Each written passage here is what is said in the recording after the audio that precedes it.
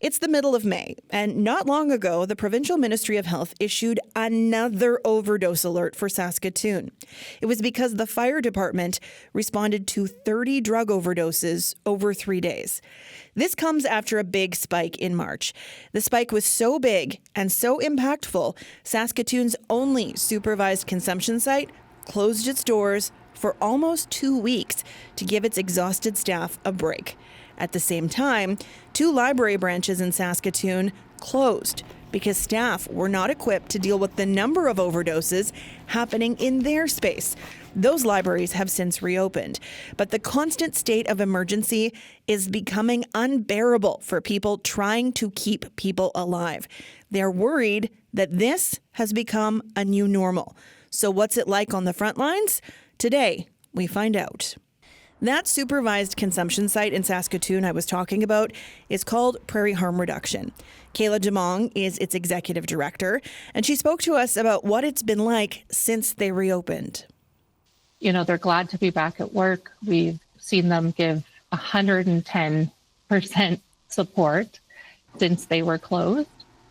But, you know, that the fact that this seems to be more of a normal now, it's going to continue to be very difficult for the staff. You know, we have lost quite a few people over the past while. That's been, you know, there's no easy way to deal with those things. And, you know, we're seeing, you know, these massive encampments and people with nowhere to go. Prairie Harm isn't the only organization that is struggling with this. And for more than 2 decades, Joel McNair has been with the Saskatoon Fire Department, 22 years to be exact, and he has seen a lot in those 22 years. He joins me now. Joel, welcome to the podcast. Thanks. Happy to be here. How has your job evolved in the past 20 years? Were drug overdoses part of your daily routine in the early 2000s? Absolutely not. They were not. When I first started, if we worked an overdose with Medavie Fire Services, which back then, Medavie Paramedics, which back then was MD Ambulance, we would come back to the fire hall and talk about it for 20 minutes. We would just try to absorb the information from the crew that returned, just trying to gain that experience for when we went out and had to deal with it. And it was definitely, it was not the norm. It was an irregular occurrence. Why do you think things are so bad in Saskatoon right now? Oh, that's a question, isn't it? You know, I try to come at it from a bit of a worldview. We've got so much social change that needs to happen in this city, and not just the city, in the country. And it's not confined to Saskatoon. It's not confined to Canada. It's not confined to North America. We're working with, you know, reconciliation. We're working with generational trauma. We're working with addiction issues that are based on meaning and purpose, that are based on just people trying to bury their pain, and then pulling yourself off on an addiction is so incredibly hard, and it is the hardest work you'll ever do, and it's finding the support, and not just the support, but the support when you're ready is so big of a deal. One of the things I didn't put down in my little bio to you is I spent 57 days in a rehab center in Powell River in 2017 dealing with PTSD and an alcohol addiction. And that was my life experience. I was ready for it. I went out and I've been relatively successful since I've returned in June of 2017. But the experience I gained from talking to other people in addiction was, I think, kind of brings a different lens on it. When we go out and with our paramedic colleagues and our first responder colleagues, the Saskatoon Police Service, the fire community support people, the people who are on the front lines and truly on the front lines, those amazing people that work at Prairie Harm, we give people an opportunity to make the change. And if they don't make that change, you know what? When 911, when the bell goes off again and we hit the floor and we get in that fire truck, we will give that same person that same opportunity until they're ready to make the change. And that's all we can do in my job, in my little tiny slice of this issue. Thank you for sharing that with us. Yeah. Okay, so these days, how often does that bell go? How often are you called to an overdose in Saskatoon? Well, the deputy chief provided me with stats this morning, and we have been to 1,087 overdoses in 2025. When I went to One Hall, I stopped by there this morning, and Engine 13 rolled to an overdose while we were there. So I guess that would be 1,088 now overdoses this year. So, which is an absolutely incredible number. I don't have statistics from previous years, but I can tell you that far exceeds.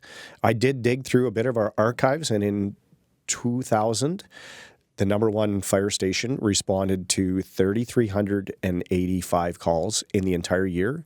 The number one fire station as of May, what are we at now, 15th, responded to 3,885 calls. So we're already 500 calls over what we responded to 25 years ago. As a department, we are 500 calls short of what we responded to in 2000. So that's the level that we're going to. When you say we responded to 30 overdoses in the last week, during the opioid crisis in April, we responded to, there were days where we responded to 30 a day. So that's the level that is out there right now. And it's bad drugs, it's people stuck in addiction that are chasing that first high, because that's really what it is. And we all, anybody who has studied addiction understands that that's where it comes from. You're chasing that first high, and then you have to increase the dosage.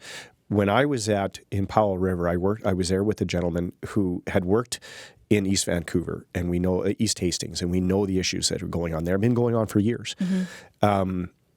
He said when somebody found out that someone else had overdosed on an opioid, they wanted that stuff because that was as close as they could possibly get to that very first high. So the mindset of someone in addiction is so different than when you're not in addiction that we have to remove that understanding. We have to understand what it is that's going on. And how do we support that? It's incredibly difficult. You kind of have to take logic out of it because logic doesn't apply. Well, our logic doesn't apply. Mm-hmm. You know, people stuck in addiction, that is a logical decision, right? So it's our mind frame, our mindset on it. And we want these people to be healthy. We want them to rejoin society. We want them to be, back with their families and that. But until they have the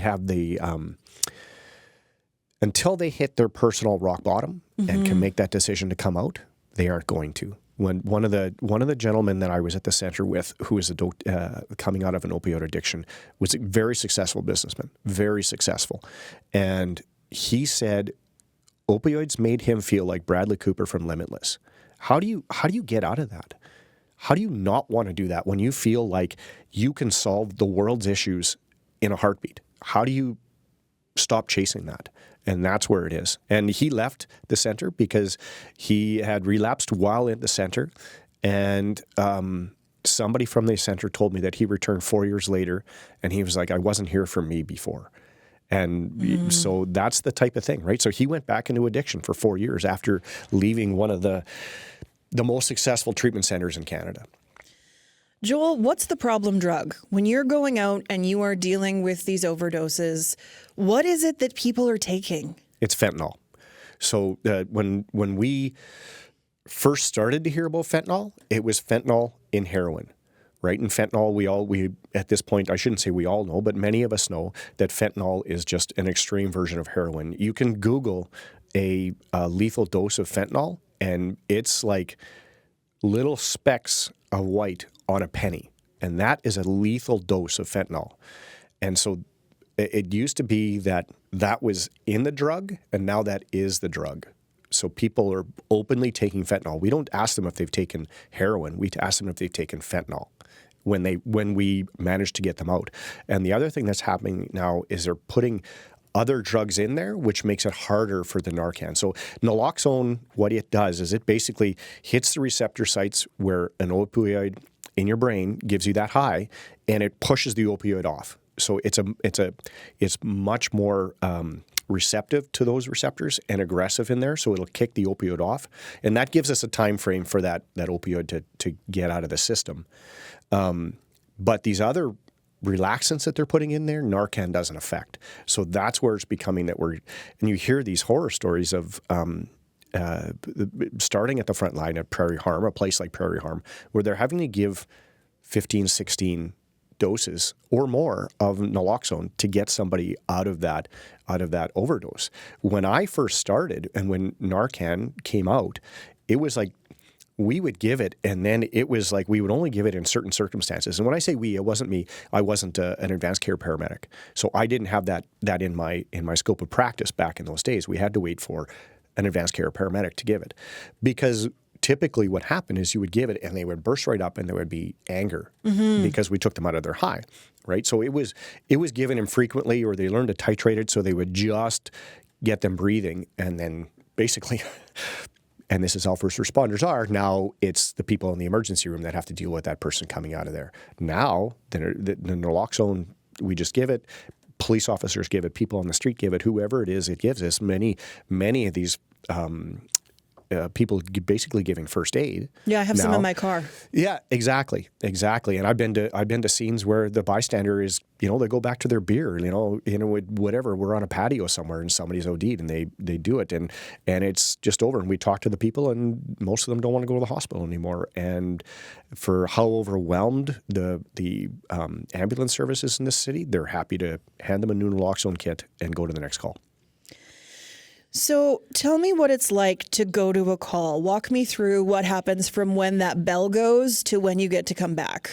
So, it has become a bit of a normal call. It's still an emergency, so we respond, but we've been taught since we were first day firefighters that it's somebody else's emergency, not ours. So we have to respond in a very efficient manner, but not rushed manner. So at one hall, we're fortunate. We do have the fire poles, and not many fire halls have those left anymore. So since I was 3 years old, I wanted to slide down the fire pole, so I still take that fire pole. We jump on one of the fire pumpers, so a fire engine, and our young fire medics in the back get prepped for the call. So they're putting on their personal protective gear. They grab their stuff. They talk about what could possibly happen. We get off. Most of the time these days, I'm acting as the lieutenant on that fire truck, so I'm in charge of the crew. We will get off. The driver typically stays with the truck. The two medics in the back will get off. I'll get off. My job is to really keep that world view of what's going on, that broad view of the call. So I want to make sure that the scene's safe. 99.9% of the time it is, but I'm going to keep my eyes on everything. People are genuinely very, they want us there, so they lead us to the call. Our members will then do a quick assessment, so we're checking for breathing, we're checking for their pulse, and they're checking for their pupils, because that's a really good sign. Constricted pupil means that they've probably overdosed on an opioid. They do that quick assessment. We talk to the people around, if anybody knows the person, if they know what they've taken, and they'll drop their Narcan. Typically, as firefighters, we give it, and it's in what looks like a needle, but then it's got a little foam at the end, and they kind of jam it in their nose. They spray it into their nose, the naloxone that way. It hits the blood vessels of our nose or nasal passages, which are very absorbent. It goes in, and if it is an opioid overdose, typically within a minute or two, they start to come around. We kind of make sure that they wake up a little bit. One of the other things that we'll do is if they aren't necessarily breathing that well, and one of the ways we can check their consciousness is there's something called an oral pharyngeal airway, which is an OPA. Basically, it's a little tube that we put down their throat just to bring their tongue up. Because when somebody is overdosed in a opioid overdose, all their muscle systems basically relax to the point where their tongue falls in the back of their throat and they stop breathing that way if they're laying on their back. So we get this. It does one of two things. Number one, it brings that tongue up to allow the person to breathe. If they're still breathing in a full overdose, you're so relaxed you forget to breathe. And the other thing it does is it's not normal to have a tube stuck down your throat. So it really tests that gag reflex and whether the person is conscious or not. So they'll do that. And then as that person comes out of the overdose, that gag reflex will kick in. We'll pull that tube out real quick because it only goes down like 3 inches. So it's not like it's down into your down your trachea or anything. They come out. We kind of talk to them a little bit, and everybody is relatively happy with the way it went. We talked to them a little bit. If it is a full overdose and the person isn't, the naloxone isn't, then we will switch over to treat it like a heart attack. And then if we're there first, this is the type of things we'll do. We'll put our AED on. We'll start compressions. We'll start bagging them. When I say bag, I mean giving them air, oxygen. And then when the paramedics from Medavie arrive, the teamwork that happens these days is so incredible. I want the people of Saskatoon to know that they are in amazing hands with pre-hospital care. They'll roll in. We tell them what we got while we're doing it. And then Medavie will typically start an IV. They'll give naloxone that way. We're treating it as a respiratory cardiac arrest, so we're really worried about oxygenating this person again. And then, if need be, then we transport to the hospital, and then the medics will do their turnover and let the ER staff take that over. Can you give us a worst? I really want to get into the reality of this because people die. Absolutely.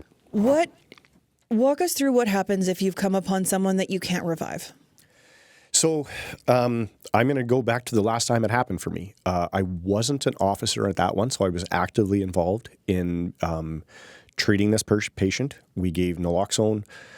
We had to drag them out of a bathroom of a drinking establishment in the city. So we brought them out into an open area so we could start our compressions. Everything that we are able to do in a pre-hospital situation when the advanced care paramedics get there can be done in the emergency room. So we will treat this patient for 20 to 30 minutes from the time that they get their cardiac monitor on. So we've got an established time of when we started treating this patient. So that's not necessarily when the fire department or a bystander started CPR. It's when they get that cardiac monitor on. They will deliver Narcan, they will deliver epinephrine, try to get that heart going again. We will be bagging them. We have, there is a battery-powered tool that gives compressions, so that will take over from us giving like CPR as you know it. This thing, the battery will take over and it will give compressions on this patient, and we will work. We call it work the patient. It seems a little harsh. We will make every effort for 20 minutes plus. If there's no change, if we have gone from asystole, which is the flat line that you see in all the movies, if we have not changed from that at all, if there's no change in the patient, after 20 minutes, we will call it, is what it said. So as a crew, we will discuss, have we done everything? The medics will ask each other, they'll ask the firefighters, we'll all discuss if there's anything more possibly that we could do for this patient, which is no different than what could happen in the emergency room. Then we will decide that this patient is not viable and deceased. And the last couple that I had, and this is something I'd like to get into a little bit later or whenever, but I want to talk about how caring and amazing our young paramedics are in this city. But when we were finished with this was a woman we didn't know. This is a woman that nobody in the bar claimed to know. We stopped and we had a moment just to recognize the fact that this was somebody's daughter who had perished due to opiate overdose. And then comes the technicalities. We have to clean up our stuff. We have to discuss it with the police officers. They have to wait on scene. Then it turns over to the Saskatoon Police Service and they have to deal with the coroner and that sort of thing. Typically, after this is done and we've helped clean up, that's when the fire department's released and we return back to our station to repack our bags and get ready for the next one. Joel, what I hear there as you're describing all of this is a lot of muscle memory. We do this and then we do this and then we do this and then we do this. What's going on in your personal brain while you're going through the motions of trying to save someone who might not come back? So after 22 years, there's a lot, like you said, a lot of it is muscle memory. And this comes from working a lot of heart attacks over my career, right? It's taking a lot in from what's going on around you. So the bar manager who was at this scene was sitting right there observing the whole thing and waited unbelievably until we were done to yell at his bar staff to shut the music off. And then the people who were at the VLTs who kept playing the VLTs. And so it's this thing that kind of reminds me that in some circumstances, like this one, that we are the only people there for this person. There's nobody else who has a personal connection. We don't have that personal connection. But it's also then there is a lot of, it's unfortunate, and I think about this, and this is me as a person, I think about this as it's unfortunate that this has become muscle memory. It's unfortunate this has become the normal, that it isn't like in the movies where we can save everybody. It isn't like in the good feeling TV shows where we can save everybody. And these are things that I think about because, like I said, I've done compressions before and I've got to do 2 minutes of them before I turn it over to somebody else. So these are the things I kind of think about because I am worried about how deep my compressions are going because there is a certain amount. Am I hitting the right timing on them? But then when we put that battery powered one on, there's very little that specifically the fire department medics get to do because that's taken one of our skills away. It's way better at CPR than we are. I mean, we're amazing at it. Don't get me wrong, but it's battery. It's a battery powered that is set for a certain depth. So it's a consistency thing. I get that. It is absolutely a consistency thing. But these are the kind of things that I take in. I can't say for sure what other fire medics take in. Joel, what do you do when it's a repeat, like a frequent flyer, someone that you see over and over and they wake up and they see that it's you? Is there shame? We've talked about the different brains, right? Like arolargic versus addiction logic. What is it like for the patient from your point of view? And what's it like for you and your team? So for the patient, for the most part that I've seen, it doesn't overly affect them.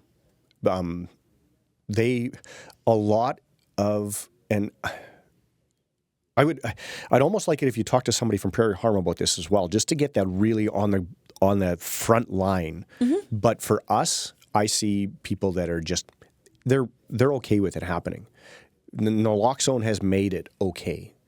If we ran out of naloxone, I would say within a week this would be a huge issue. Obviously, right? 1,087 overdoses. How many of those are repeat? I don't know, but there isn't a lot of shame in there. There's a lot of negotiating that, no, I didn't do drugs. We get that a lot. We're like, okay, well, you had pinpoint pupils and the Narcan woke you up, so we're going to disagree with you. For our members and at the fire department, it's our job. We'll go again. Will we complain about it all the way there? Absolutely. Will we get there and we'll put on our then it's go time and we're giving 100% because it's what we do. Absolutely. And will we discuss it on the way back? For sure. And there's a little frustration. Absolutely. There's frustration with all of it. There's frustration that nobody has the answer to what this solving is. And we have been asked this. I've been asked, what do you think the answer is? And it was actually a politician who asked me that, and I was like, "You got to ask somebody that's making way more money than me." Like, I mean, this is if you're asking a middle-aged white middle-class male what the answer is to homelessness and addiction, that's a super tough one. I have some thoughts, but I mean, I'm not in a position to make these changes anyway, so. Let's talk about housing because one of the things that Kayla at Prairie Harm did tell us is that homelessness is a big contributor to the problem. Have a listen. We have a really great model here that's a partnership with Camponi Housing, Saskatoon Crisis Intervention Services, and us called Peakaneck Village. And so it is a housing first model that was created years ago before we were part of a partnership for housing people that had been labeled unable to house or shelter or access medical care because of their needs. And it's been an incredibly successful program. We're really grateful to be brought into that partnership and continue it. We have a model that works really, really well. And the province should look more at that model. And I know we do have ministers coming next week to look at it and discuss it further. And I really hope that that opens the doors to more conversations about, supported housing, alternative options when it comes to what housing looks like. Our last point in time homelessness count, which was done last fall, it was 3 times the numbers as the previous one. So that's a huge jump and a massive concern. Joel, when you're sending people away, they've woken up, they've accepted whatever resources or conversation you've had with them. How many of them have a home to go to? We really don't. I don't ask that question, I guess, much. But I mean, we're seeing it so much. I can't really say how many of the people that we bring out of addiction, out of an overdose or returning to a house. I do work out of the number 1 fire station, which is on Idlewild and 21st. So we know that area, and then kind of moving west, is dealing with a lot of this homelessness issues. I do want to bring up as well that, so I worked at number 1 hall, number 2 hall, which is on the west side, and then number 9 hall, which is in Arundel, just across the street from the McDonald's and the Co-op gas station there at Attridge and Low. And that was the 3rd busiest hall for me in my career for overdoses. So we need to also say that if we're talking about overdoses, this is a thing. And I do want to get back to the homelessness issue. I can't really say how many of those people have a house to go to. We do deal with people regularly who aren't that we aren't dealing with an addiction issue at the time. We are dealing with them in the homelessness, in their lack of housing. We try to get them to places they can go. We've got deals with we can call the different shelters. We've got ways we can get them there to the shelters and that. But sometimes they also don't want to go. Mm-hmm. I mean, it's heartbreaking to me that this is part of my job now. That's the heartbreaking part to me. It never was when I first started. We weren't dealing with the homeless, the unhoused, as we decided to call them, and which is absolutely, in my opinion, the right way to discuss it. And the fire department has, because we deal so much with housing as well in our other roles, in the inspection roles and that type of thing. So yeah, I can't really say how many people, when we bring them out of an overdose, they don't have a house to go to. We know that it's a contributor for sure, but I also wanted to touch on the fact that addiction does not discriminate. How many overdoses do your crews go to in affluent areas of the city? I don't have those stats, but as I said, anecdotally speaking, number 9 hall was the 3rd busiest one that I have done for overdoses. So that is your Arundel, your Willow Grove, Aspen Ridge, Evergreen, that area of the city. That was my 3rd busiest for overdoses. The biggest issue we have with those overdoses is they aren't in public. So when somebody overdoses behind Prairie Harm, they get immediate response because somebody's there. They run in, they say, hey, whoever it is overdosed. Prairie Harm responds, we respond, Medivir responds within minutes. If you're in an affluent neighborhood and you've got a bad batch of drugs, it may be much longer before we get there, and that is much more, it's much worse for positive outcomes in that moment. Is this all taking a toll on you? I'm like listening to you speak. Yep. I've had moments of like tears in my eyes walking, and you do this over and over every day. What keeps you in the job after 20 years? Yeah, that's well, and it's 22 years with Saskatoon Fire. It's 30 years I've been a first responder. I became an EMT in 1999. worked with Meadow Lake Ambulance for a number of years. I was a forest firefighter. I was paid on call firefighter before that You've as well. seen it all. Yeah, and the big changes, that's Yeah. it. Not just in my training, in everything. I have seen definitely seen a lot, and it still brings me the successful calls are the ones that brings me hope and brings me that satisfaction. One of the big things I learned about when I was at treatment center was meaning and purpose, and it still brings me meaning and purpose to this day. And one of the other sides that I've taken with my role on the Saskatoon Firefighters, the union, is I work a lot with the mental health side of it. And so building resiliency in these young paramedics is what my job is now. I've learned a lot of resiliency. I've learned to recognize in myself when I need to step back from different roles, when I need to treat myself properly. And that's the biggest thing that we're pushing now is we need to build resilient firefighters and paramedics, because the average career for primary care for a paramedic in general and who works for an ambulance service is now 4 years because of and that's incredibly difficult for the ambulance services. It's incredibly difficult for the other paramedics who are having to work extra shifts, have to work, overtime and that to cover these shifts because they're there to serve as well. We're fortunate at the fire department that we have a culture of supporting each other in a different way than the other first responders, because we have that together time. Mm-hmm. We live together at the fire hall.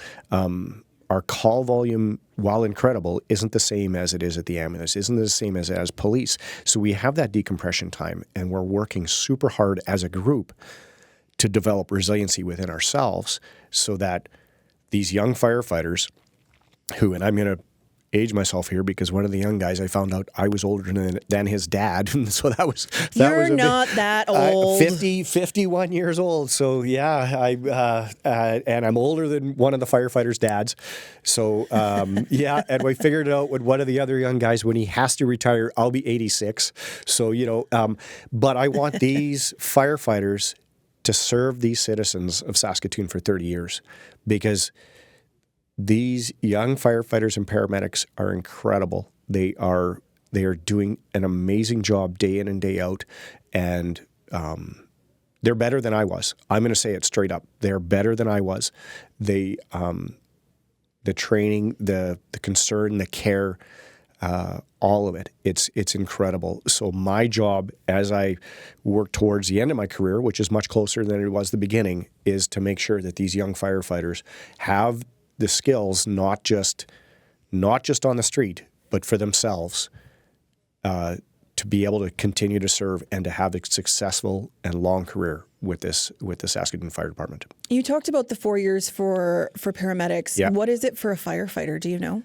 At 30 years. You start. It's incredibly rare for a firefighter to step away from the job. Or before they have their retirement date. There are members who will transfer into different divisions. We have an inspections division, we have training, that type of thing. But for the most part, it's 30 years.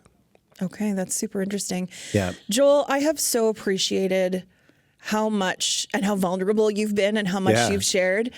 My last question for you is just, what is your wish for the state of things in Saskatoon? What are you hopeful for? Let's end with hope. Sure. My hope is that we can get the leaders who need to be in the room to discuss this in the room, and we need them to check their egos at the door and to be able to make a choice and reflect on that choice. And if it's not working, to make a different choice. That's what I firmly believe needs to happen. We need these elected and appointed officials at the highest levels to get in the room and actually want to make a change. And that's what I think needs to happen. Joel, thanks so much for being on the podcast. Yeah, 100%. Thanks, Sam.